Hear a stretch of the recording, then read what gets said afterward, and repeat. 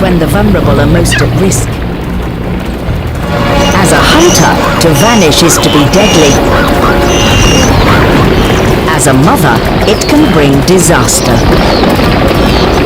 In a heartbeat, Carly's cubs have lost sight of their mother. A mother separated from her young will never stop searching. And Carly has their scent to guide her. She will find them, but will she find them alive? Two mothers, neither wishing for confrontation. For Carly, finding her cubs is all that matters.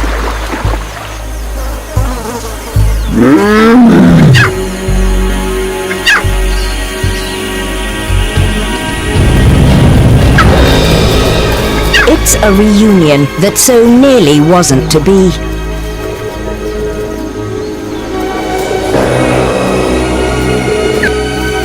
The best adventures end with a joyful homecoming.